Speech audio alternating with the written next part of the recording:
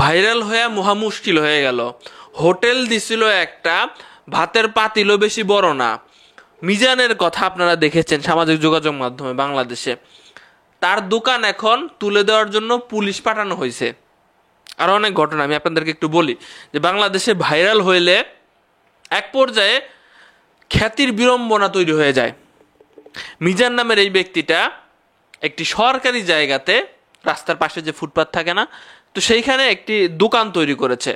সে একা, one man, সে একা দোকানে রান্না করবে, এসে ভাত রান্না করবে, তরকারি রান্না করবে, বিভিন্ন কিছু রান্না করবে, রান্না করে এক জায়গায় রেখে আসবে।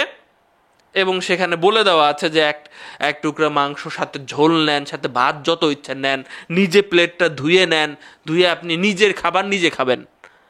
আমি দোকানে একা মানুষ, আমি এত কিছু দেখভাল করতে পারবো না। এবং বিলটা একটা আছে, ঢোব আছে, বা কি বলতে পারেন আপনারা, ডিব্বা আছে, ডিব্বার মধ্যে রেখে দিয়ে আসবেন। এটা তো খুবই ভালো কথা।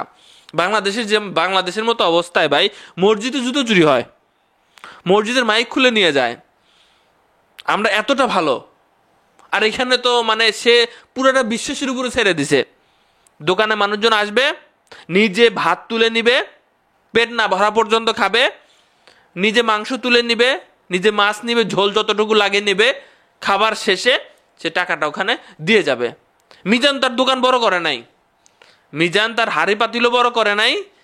প্রচুর সাংবাদিক, বাংলাদেশে এমন কোনো টিভি মিডিয়া নাই সেটা কভার করে নাই, এমন কোনো ইউটিউবার নাই যে কভার করে নাই।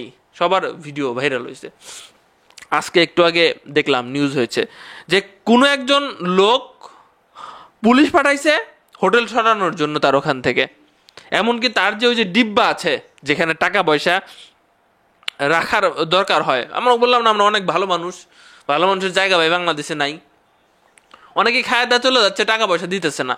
আর একটা ভিডিওতে দেখলাম যে এমনি তার দিনে 1-2 হাজার টাকা, মানে তার কামলা খরচটা থাকলেই সে খুশি ছিল ভাই, খুশি ছিল। তো সেখানে থেকে তার জিনিসপত্র সেখানে থুয়েই সে বাসায় চলে যায়, রাতে বাসায় চলে যায়, নিশ্চিন্তে ঘুমায়। কি করবে গরিব মানুষ ভাই, না জানলে অনেক কিছু করে না। এখন ভাইরাল হয়ে গেছে, এখন তার নাকি কিছু জিনিসপত্র চুরিও হয়ে গেছে।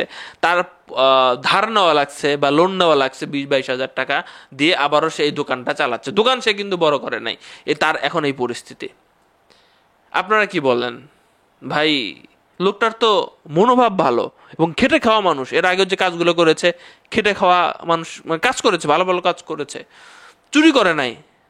তার একটা ব্যবস্থা করে দেওয়া হোক দোকানের। কি বলেন আপনারা?